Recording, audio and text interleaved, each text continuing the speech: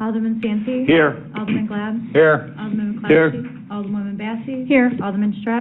Here. Alderman Cook. Here. Alderwoman Miller. Here.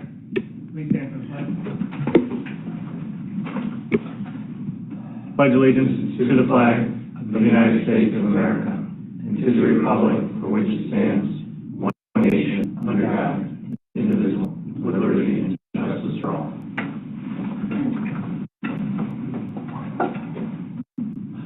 At this time, open it up for public comment. Is there anyone in the public that would like to make a public comment for items that are not on the agenda this evening? See no public comment. Next item on the agenda is consent agenda items 5A through 5G. Is there any council members wanting to pull any item for separate consideration? See none, I'm looking for a motion to approve 5. Oh, I didn't see you, sorry. Go ahead. I'd like to pull E, please.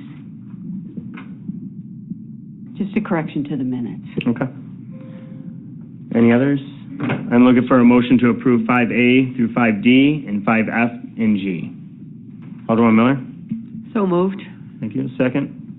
Alderman McClatchy? Second. Thank you. Discussion on these items by council? Clerk, please call the roll. Alderwoman Miller. Yes. Alderman McClatchy. Yes. Alderman Santee. Yes. Alderman Glad. Yes. Alderwoman Bassey. Yes. Alderman Strack. Yes. Alderman Cook. Yes. Thank you, council. Item pulled by Alderwoman Bassey, 5E, is the November 6, 2023 City Council meeting minutes. Thank you. I just wanted to make an update to a correction to one of the comments. It states that I would not support until the parks are updated, referencing Ward 4. I just would like the referencing Ward 4 deleted, and it should say parks are safe and usable.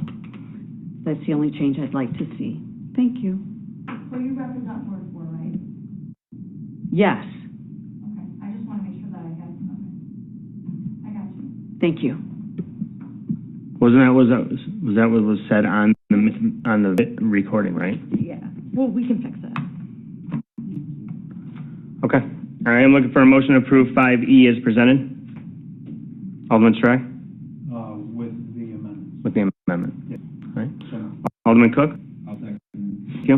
Clerk, please call the roll. Alderman Strack. Yes. Alderman Cook. Yes. Alderwoman Miller. Yes. Alderwoman Bassey. Yes. Alderman McClatchy. Yes. Alderman Glad. Yes. Alderman Santee. Yes. Thank you, council. Next item on the agenda is 6A, Huff and Huff Incorporated Environmental Assessment. Motion to authorize execution of a proposal by Huff and Huff Incorporated for the completion of additional environmental assessment work on the city-owned property at Elm Street and Green Street, not to exceed $15,000. Ross, you want to go ahead and present this? Sure. So we submitted a plan. Well, Huff and Huff, who we've been working with over the course of the last year and a half or so, submitted a plan to the IEPA to ultimately receive an NFR letter, which is a no further remediation letter, so that we can move forward with hopefully some sort of development on the site in the future. The review came back, and we need to take some more steps. The IEPA wasn't happy with where they had questions, similar like IDOT, when they come back and have multiple reviews. So we got a quote from Huff and Huff. We kind of pushed this thing forward pretty quick to tonight so that we can move forward with getting these samples that we need to acquire. So we're looking for your approval. I actually, in front of you is the proposal, and we can change that $15,000 amount to 13, yeah, whatever it is on the proposal, 13,000 and change, correct. So we're just looking for your approval to keep moving forward to obtain this NFR letter. Ross. I'm looking for a motion to approve 6A as presented. Alderman Miller.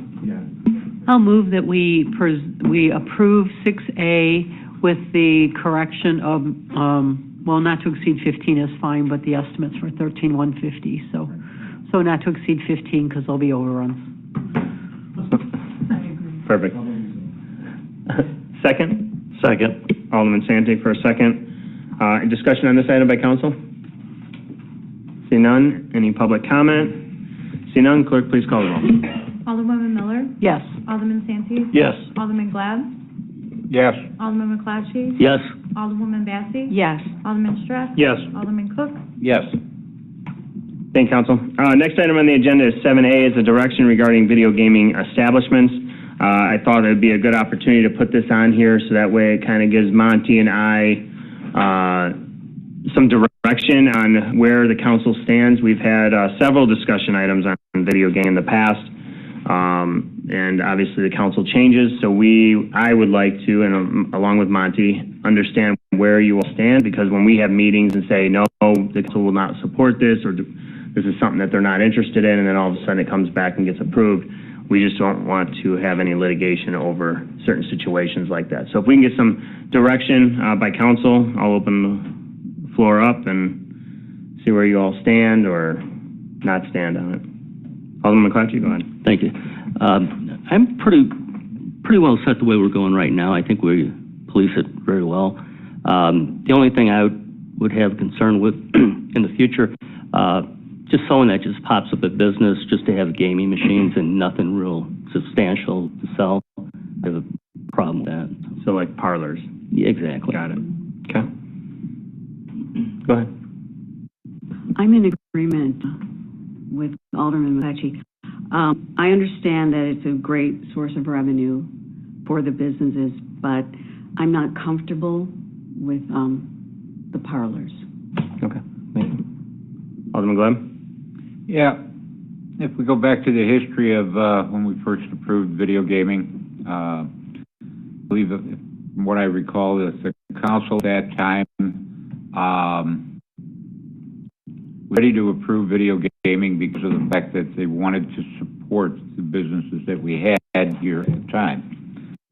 Unfortunately, right off the bat, we had a couple gaming entities that came into town, and everybody and anybody now that comes in seems that they want video gaming. And I think to some extent, I know Alderman Santee had brought it up on several occasions in the past, the fact that, you know, would they be willing to open up for a year before they're reviewed for video gaming? And I mean, let's face it, we've got hairdressing places, we've got all different types of entities that want it.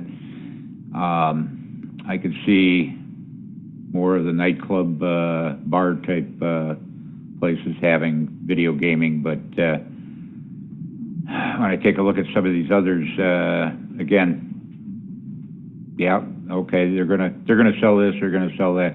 They couldn't exist without the video gaming, and to me, I just feel that we should be very careful of as we move forward.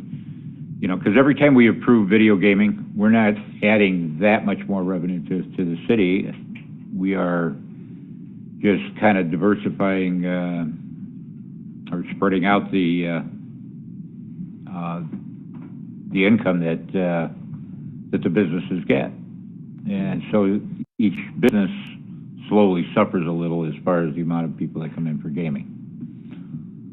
And I just think to some extent we should look at how many we've got now, and maybe we need to start looking at putting a limit on it. I just think it's gotten a lot larger, I think, than anybody when they first approved this would have ever dreamt would have gotten to the proportions that it's gotten to now. And sooner or later, you know, some businesses will be hurting as far as not being able to get the revenue in the video gaming because of other establishments that are opening up, and that's my view on it. Thank you. Alderman Miller? I think my comments are along the same line. I'd like to see a business plan before gaming. I think, you know, the gaming could be added on revenue for the business, but in my eyes, I think the business has to be able to stand alone without it. And it has been my desire to see, as we have implemented, either a business being experienced with gaming or has a history in town before we approve that, such as Don Submarine. We made them hold off for a year, to establish their business plan with new owners before we allowed gaming. So I like to see somebody that has history, that's not just counting on the gaming for their source of income. Although we've approved things, I'm still concerned over a couple of the approvals that we've recently done. Thank you. Any others? Santi? Thank you, Mayor. The one way that we do limit is that we have to, every time we get an alcohol license, we have to bump up the number, correct? So that's one way of kind of covering that base. Yeah, we do receive more revenue as they do come in. What Alderman Glab said, I agree with, because it does kind of spread out where it's happening. I still feel there's still a little bit of increase as a higher number of them coming in, but probably not as significant as when, we went from our first maybe 20 to 30, 40, 20 to 30 in that area. I do open up a little bit more, me looking as a perspective as a city of a whole and seeing ownership in one location and that same local ownership going to a second location. That shows you that people have a history here. They've made a living here, and they're gonna invest more and hopefully make more or a better living. But they are reinvesting into our municipality, and I have asked. I know one came to us and agreed to it. That was Don Sub with the 1 year wait. Another respectable businessman put a hold on his because I had spoken to him previously to coming to the council about, he said he would be willing to do it, but he didn't come to us yet. So, and the 1 year, it's a little bit of a burden, let's say, on that business. They should be able to establish some type of what Don's did. I mean, they had the name and they had the food. So, they grew upon that and they were able to stay open for a year. And I honestly don't know how much revenue is coming in from that. But, yeah, in regards to, we got the alcohol licenses, revenue does increase. I do like the local ownership though. And I like when local owners reinvest and come back to us with a second concept of a bar, restaurant establishment, whichever. Thank you. Thanks. Go ahead. This is just a very general question to educate myself. I know that we have a maximum of 6 terminals. Mm-hmm. Who determined that? Is it the city of The lab. McHenry or the state? The state says a maximum of 6? Okay, thank you. Can the city do less? Could they do 5 terminals? We can do less. We can do less. We Okay. actually had that discussion here, and I think we allowed at the last council. The last council is in office. We had that discussion, and Okay. it was just let it go to 6. Okay, and then I have one more question. Again, it's just educate myself. The number of gaming license that we give out, does the state supervise it, saying based on your population, you can only have this many? So we could literally have it in the Jewel. They could get a gaming license. No, it has to be a pour It's got to be license. a Port Class A. Okay, Class with a B. liquor license. Or a truck Okay, stop. yeah, it has to be a liquor. Okay, thank you. Those were my questions. Yeah, no problem. And just in case anyone's wondering, there's 35 establishments with gaming and McHenry and 184 machines.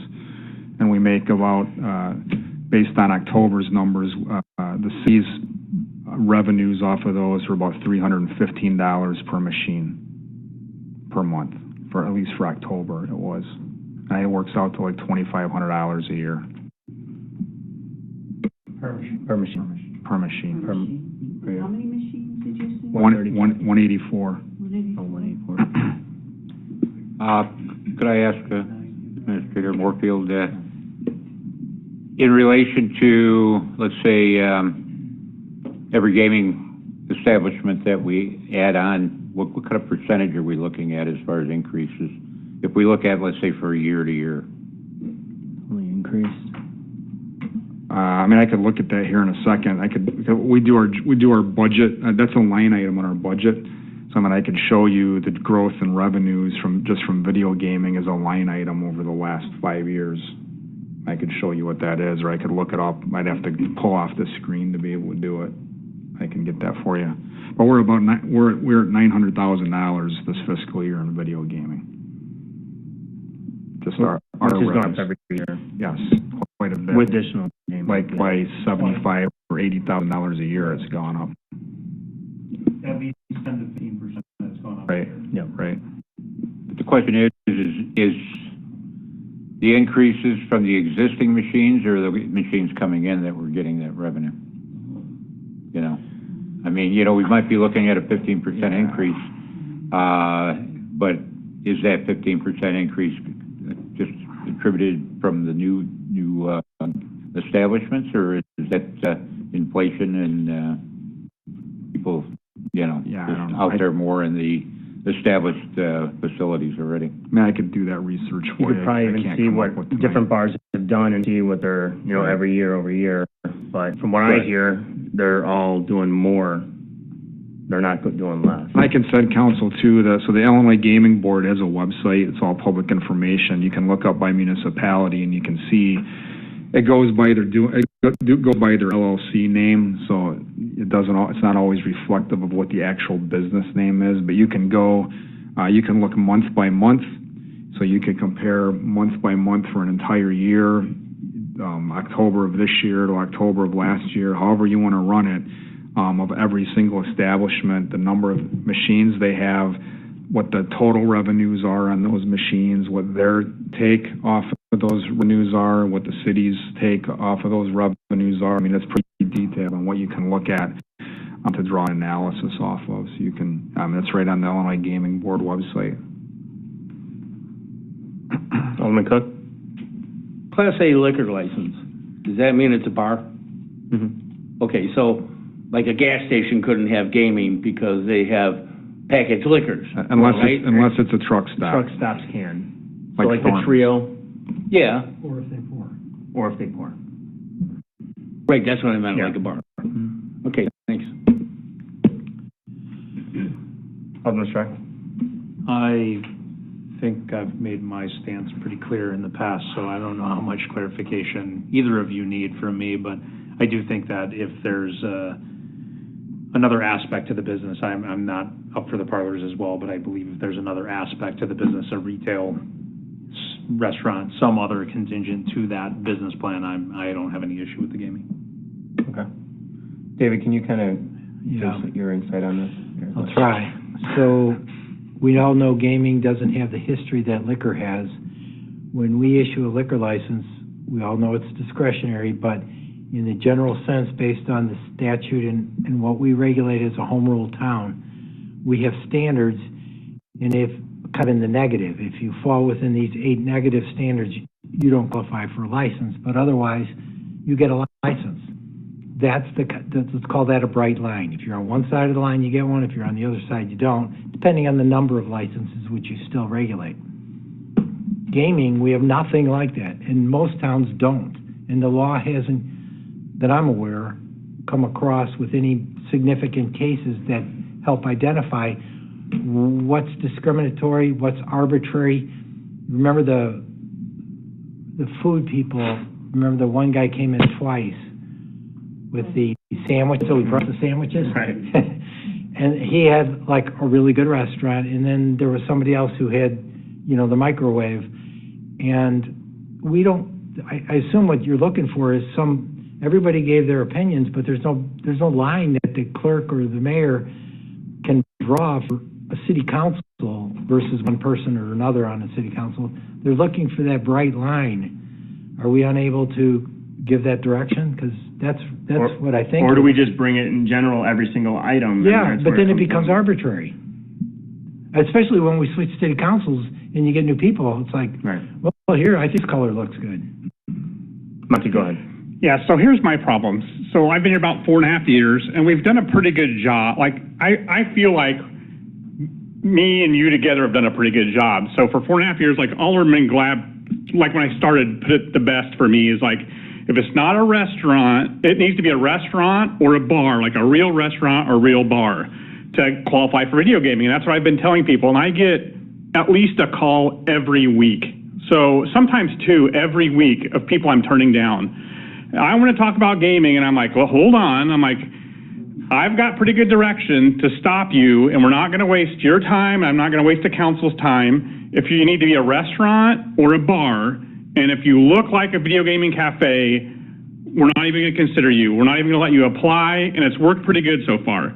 And now the S&W sales that just came, and I don't want to argue with everybody, about what happened, but like, to me, I stopped them. I'm like, you look like a video gaming cafe. You're not a restaurant. You're not a bar. And I told him no. And then his landlord called, the landlord there called, and I told him no. And they both kind of got upset with me.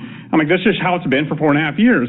And then they got here and it got passed. And I'm not saying it was wrong to pass that. I'm fine with that. I like the income for us. But now I'm like, I don't know what to do when I answer the phone. Did the city council know that you said no? I don't, this has always been, we always said. So I've told people, and some of them are like, okay, I understand. And I'm like, I'll let you know if something changes, I'll let you know. Like, and we have gas stations. There's some gas stations get approved elsewhere. I'm not trying to talk you into approving gas stations, but they'll give them a B license and let them do gaming. I know the chief would pull out a pistol. But I like some people, some gas stations get it in some towns. Like we have two on the edge of town that get it. And you could do that if you wanted to. And I'm not trying to talk you into that, but so I thought I had a pretty good grasp of what we were doing, and now I don't feel like I know how to answer these calls. Like gas stations call me, and I'm like, no, they changed their mind. So I've got a list of people to call when we change our mind about it, but I don't know how to tell people now. With the SW sale going through, and I know you're all saying we still don't want a video gaming case, but I still don't feel like I know what to do. I don't know. Like Attorney McCardle said, I need like a clear line, and I thought I had it. Restaurant and bars only, like real ones, not like kind of look like if you smell or look like a video gaming cafe, no. And so I just need to know, and I can bring them all to you. And I think we didn't want to waste their and your time doing that, but I don't know how to proceed now. Like I need a good direction of what to do. And just saying no video gaming cafes, I can try and do that, but I feel like people are going to think I'm lying to them, because it looks like we had a couple. And it doesn't look good when we're meeting with these, like there's a couple that want to meet, so when we meet, and then all of a sudden we say no, and then they come back and they talk to council members like, oh, yeah, we'll support and do it. It just makes us look like idiots, you know what I mean? So we really just need to be all on the same page so we don't have this problem. And I'm not upset that SW sales passed. I'm not upset by that. I just need, moving forward, I need to know what to tell people because I get calls all the time about this, and I don't want to look like I'm misleading them. So I'll do whatever you want me to do. Agreed. Go ahead. Okay. Number one, I don't think staff should refuse anybody. I think when they call, I think you need to tell them this is what the policy that the council has had. But anybody should be, able to apply and bring it to the council. But we're not going to draw any kind of rosy picture for them. Let them know that in most cases, the council will probably say no because you don't meet the criteria. Yeah. We don't say like, hey, you're not coming to council. Like we just say this is highly unlikely for you to get a gaming at this location with what you're proposing. But if they want to, and there's a lot we meet with, like, hey, come up with a better plan. There's a lot that I've pitched saying, hey, come up with a bigger plan, come up with some other opportunities that are in the space, not just a gaming parlor. It's not just we're saying no, but they. Well, let's be careful too, though, that they don't come up with a plan, a business plan that they know would not succeed without the gaming. So. Which we haven't. I mean, we haven't had that really. It's slowed down quite a bit lately. Yeah. Chief, go ahead. If I could just add, just historically, because it's not just about the restaurants and the bars. I think they're pretty clear to move those forward with the plan, and people coming in, better definition of what a gaming parlor is. Maybe might be a policy that we could work with council on. But what we're seeing is people come in and they're asking for a liquor license to attach to a business that's the odd out. Remember, we looked at a car wash at one point for gaming and an alcohol-like license, and we looked at a nail salon that made an inquiry. And so I think that's part of that guidance that Monty is looking for as well from council, because it's not just the gaming parlor concept as much as it is any potentially other type of business as well that's ends up being some version of a gaming parlor attached to. I mean, we've had Whiskey Cuts on Main Street that was denied, had the car wash that was denied, and there was probably one or two other ones in the last, and these were not standalone bars, were not restaurants, but they weren't necessarily gaming parlors either. And so I just, laundromat. And so for clarification, you need a Class B table license or a Class A bar license in order to be eligible to apply for gaming from the state. Thank you. Alderman Sandy, you were after Alderman Glab. Actually, I was before, but that's okay. Oh, sorry. Raise your hand higher. Okay, next time. Mine is, previously, and by all means, I'm comfortable with this. I hope everybody else on the council is allow them to make the call to us, and they can, we can, and I would hope, the members would Q&A them and then give them, their thoughts, which way they're leaning, because, I know we've gone through that before on a couple occasions. So, I mean, put the ball in our court. Because I'll be honest, I have flat out told people no. I'm like, don't even apply. I'm like, you're going to waste your time applying. You're going to waste the council's time. You have to go through pay money for a background check, and our detectives are already busy doing other things. I want to stop people, and I've flat out told people no, and I have been until now, because it is at least once a week I'll tell somebody no, just because it. Does everybody agree with Alderman Glad that he shouldn't say no? We need to clarification. Alderman Miller. So it was enlightening me in our last discussion about, with the corned beef factory, that your food sales have to be greater than your gaming sales. And I didn't know that to be part of that process. So maybe that was new news for me. So maybe Monty needs to incorporate that into his conversation. Do you expect your other business to exceed your gaming sales? But even if they do, it's all speculative if he hasn't opened. Like that one we gave a year, and then we look back and see if you're, eligible or whatever. But for the corned beef guy to come in here and say, I'm going to have great corned beef sales, he doesn't know. Right. Well, and how are you going to enforce that? And just for council, for We newer, could do it, I guess. for newer council's information, this was a whole topic we wrangled over about 2017 or 16, where we tried to figure out how to define a video gaming parlor, and it used to be where we didn't do it as a two-step process. So right now, obviously council knows we bring a liquor license request, and it's immediately followed by a gaming request as two separate items. It was not always that way. It was the liquor license request, and then they either got it or they didn't. If they got the liquor license approved, then they could just go apply for their video gaming license, and it was not an approval that this council provided to them. So we were able to implement that as a separate approval of video gaming. So even if we thought the bar or liquor sales was a good idea, there was no guarantee that they were going to get video gaming. So in case anyone's thinking in their mind, well, let's try to define video gaming or put a percentage on square footage of which is restaurant or video. I mean, we couldn't come up with anything for that really to define it. It was kind of a mess back in the day when we did it, Chief. Yeah, the driving factor that changed for us was when the first appellate court made a ruling out of Elmwood on the matter, because prior to that, council had no authority to say no to video gaming. If you gave them a liquor license. And that's the only authority we have that I know of to date. Correct. But there's not a lot of legal stuff coming out about this. Yeah, so council had no authority to say no or even vote really on gaming. So you were very cautious about giving liquor licenses, knowing that that's potentially how you could regulate the gaming. And then the appellate court ruled that Elmwood, being a home rule municipality, had a lot more authority, because this is, you gotta remember, it's completely regulated by the state, and that's how they designed it by nature, was that we're not supposed to put our fingers in it too much. So, when they finally ruled, that's what opened up the door and allowed council, they're not tied together, and we separated them, because you can say yes to alcohol and no to gaming, and you have that authority. Just bring them all to council. Just bring them all to council then? That'd be great. I think, again, That'd be great. we need to create a policy of where, you know, It's that is something that It's very difficult. that he can, but some kind of a policy that he can state to people so that they know what the hurdles are, and then they can make their decision whether they want to go forward or not.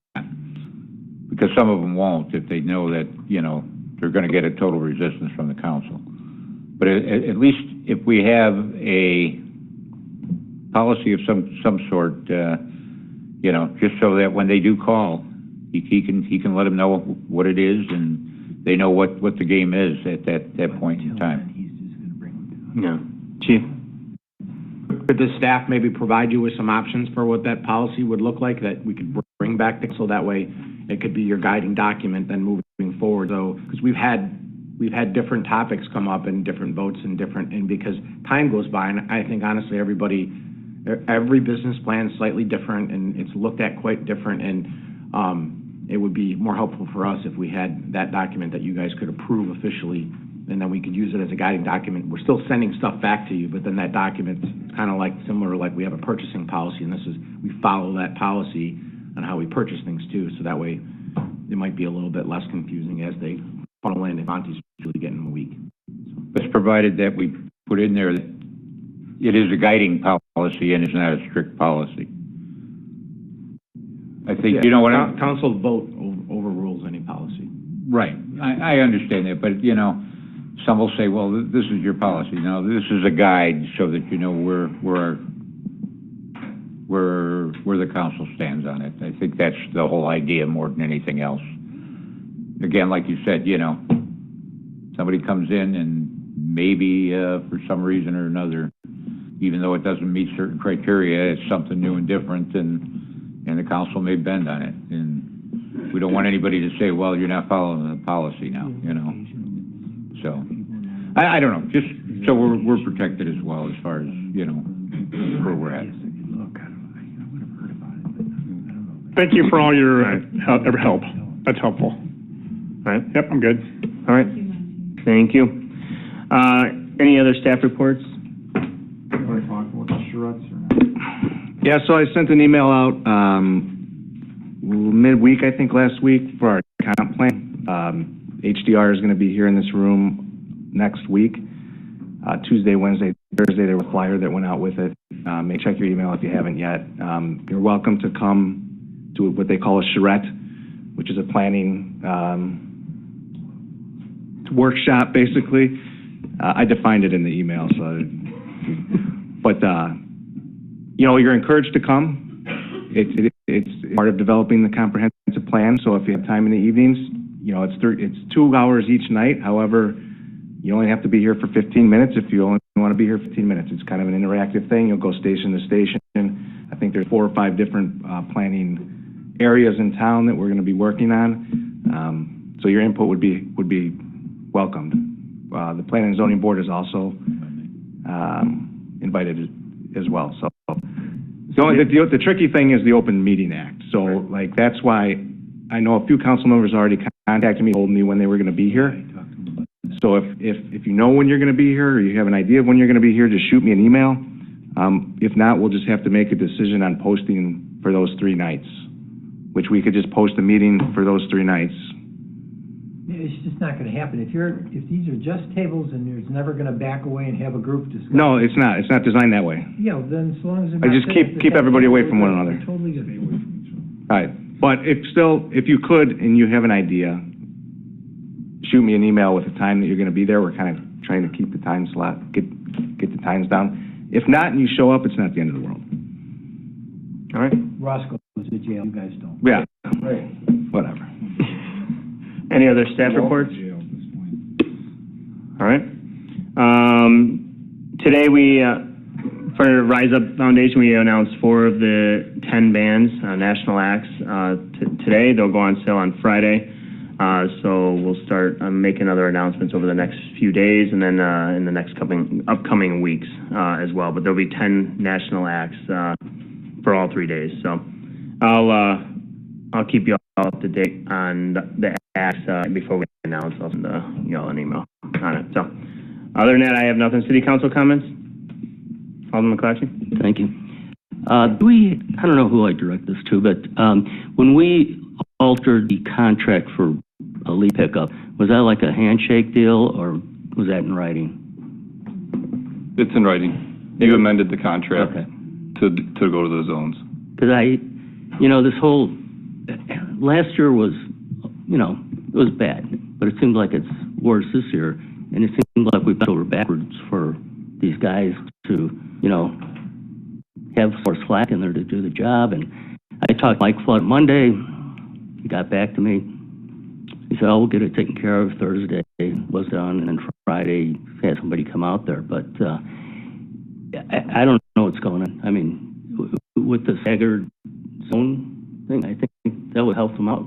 But I mean, they were actually completely caught up until last week, and all the leaves came down. Well, and with the nice weather, everyone put all the leaves out.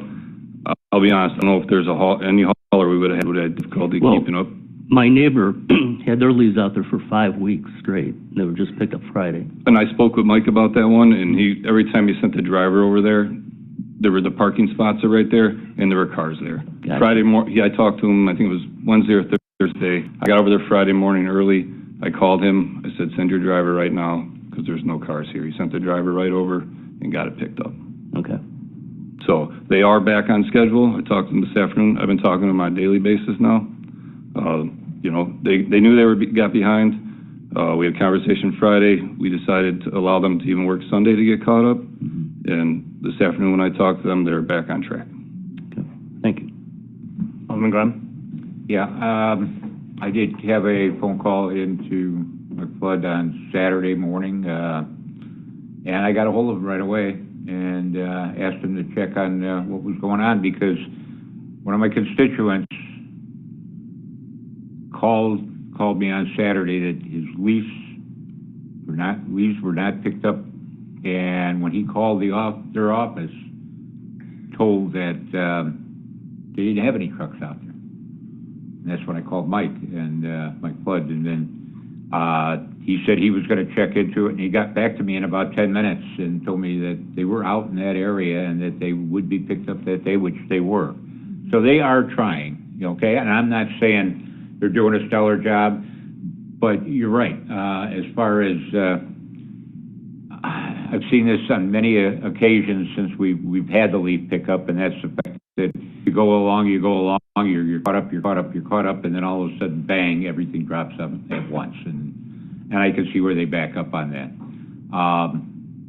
But I think I would like to see to where we get a much better report as far as where they're at, maybe on a week-to-week basis. I can absolutely give that to you. Just so that we know, that they are up to date. If they are falling behind a little, at least we know where they're falling behind or what have you. But then again, too, I'm going to ask Public Works to review their street cleaning program. I've got all my leaves sitting in front of my house, and with the amount of leaves I've got from one end of the lot to the other, and they're piled up about 3 feet high or better, and some of them are falling into the street. And we have a street sweeper that comes by before they pick up the leaves. And I think what we need is we need to maybe take a look at the where we're sending that street sweeper out, and maybe during the leaf section we need to reevaluate as far as what streets get cleaned when. Right now, they're cleaning after the right now we're trying to have the sweeper in the opposite zone, like the week of the opposite zone. That's what we're trying to do. The sweeper, as you know, is very old and has been down a couple of times this fall. We're doing everything we can to keep it going through the season. The new one is supposed to arrive in May. So right now we're just trying to keep that sweeper on the road through the season to finish this thing off. Yeah, well, like I say, they went by my house this morning, and I'm thinking, why wouldn't they be coming after the leaves are picked up instead of before? Because more of those leaves are just gonna fall right back into the, and of course, we will keep those leaves out of the street as much as possible, because I can remember one year, and it's a long time ago, when we had heavy rains, probably the fourth or fifth year that we had the leaf program, and like Cumberland Circle was just underwater completely. I mean, I remember rolling my pant legs up to my knees to get to the sewer to clean it out, just to drain it. And I know we want to keep the leaves off, because that's what happens. It jams up all the grates. So I'll look into that further. I appreciate it. Thank you. Alderman Bessie? Steve, I just want to thank you for the email that you sent us. It was either Thursday or Friday, letting us know that Flood Brothers was going to be late. They actually picked up mine. I'm Zone 1. They picked up mine yesterday. And because you had been proactive, it gave me the opportunity to be proactive with my ward and to let them know. So I really appreciate that communication. Thank you. Alderman Miller? Yeah, George, thank you for being in communication. I had several of my constituents reach out, and I reached out to you, so thank you for taking to that. But I guess my comment would be, this is not the first time we've run into a leaf issue, and I get it, they all come down at the same time. We were already told by Flood Brothers when we negotiated their contract, that this is probably the last contract that any provider is going to do leaf pickup. So I think we need to be proactive and talk about what we're going to do next year, because it's not going to get better, it's going to get worse. As they've already said, it's more difficult for them, they don't have the equipment, blah, blah, blah. So this isn't working this year for my ward. Maybe it's because we're old and we have lots of leaves and ditches, because I see them taking what's along the road, and then everything that just blew back in the ditch is still sitting there because their tube doesn't reach it. So we need to come up with a better solution for next year, because this isn't working. Thank you. Yeah. We need to look at a long-term solution. In other words, and I know we're talking a very heavy capital expense down the road, but maybe we need to start looking at what we're going to do when the contract's over, because I don't know if we're going to get anybody, or if we do, we're going to hardly get anybody to bid on a leaf or garbage proposal with picking up leaves. And maybe the city needs to take and look at that program, because we started this whole program years ago to do away with burning in the city. That's why, so the city's got to get rid of the leaves, and it's our responsibility, whether we get it through the garbage companies or if we have to do it ourselves, and maybe that's what we need to do, is do it ourselves. But another thing I want to bring up, and that's discussion with Mike Flood, is the fact that they found, as we're picking up leaves at times, a lot of foreign things that get put into the leaves. He actually said in one for instance, there were a couple bricks mixed in with the leaves. I don't know if that would really hurt their vacuums, because I don't know if their vacuums would pick it up or not. But we also need to know, to remind our constituents that they need to get out there and keep those leaves within 4 feet of the street, because that's as far as they can pick them up. And they're out there, they're picking them up, and if they don't pick them up that time, then 2 weeks later, they're picking up that plus whatever else gets, put up. So it's got to be an effort from both the waste hauling company or the city, as well as our constituents also, to make sure. This morning, knowing that this is the week that they'll be picking up leaves in my area, I'm out there and raking all the leaves as close to the street as possible. you know, when you first put them out there, the leaves are all fluffed up, and after a couple days, they kind of mash down a little, and it's a little easier to rake them and get them within that 4 feet so that they pick them up. Otherwise, then, if people aren't aware of that, they're going to wind up complaining that they're not getting the service, that they're not picking them all up because they don't realize. You know, a lot of people don't read those bulletins that are sent out to them from flood or whatever, as far as they got to be within 4 feet. But maybe if they hear it from the city and the city newsletter, at least we've got it posted. And if we have to do it every year, we do it every year. But, you know, let's face it, at this time of the year, leaves are always been a big discussion, every year. So, just food for thought. Alderman Santi? Yeah, enough, we've had enough of discussion on this tonight. Let's put it in as a discussion item. Be done with it, let's move on. But that's, it's that important, I agree. We gotta bring flood in, bring them in at that night, and I will present, I see other municipalities, I know a couple of options that may be out there for us, and I will pass those on to Steve and Prosecutor Ross, okay? I've already started working on putting together what all the other towns around us do. I will finish that up, and I will email that to the entire council. I can tell you right now that if we're talking about bagging our leaves, I will definitely vote no 3 times.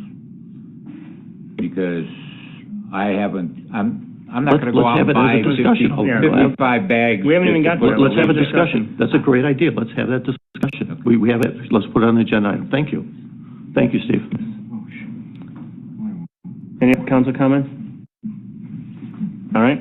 At this time, I would ask the public to please step out for executive session. Any staff members that are not involved in these executive session items are dismissed at this time. This is for 5 ILCS 122C11, pending litigation. Next item is 5 ILCS 122C5, property acquisition. 5 ILCS 122C1, employment of employee. I'm looking for a motion to enter executive session. Alderman Bassey? I'll make that motion. Alderman Strack? Second. Appreciate at your convenience. Please call the roll. Alderwoman Bassey? Yes. Sorry, one moment, guys. Alderman Strack? Yes. Alderman Cooks? Yes. Alderwoman Miller? Yes. Alderman McClatchy? Alderman Glad? Yes. Alderman Santee? Yes.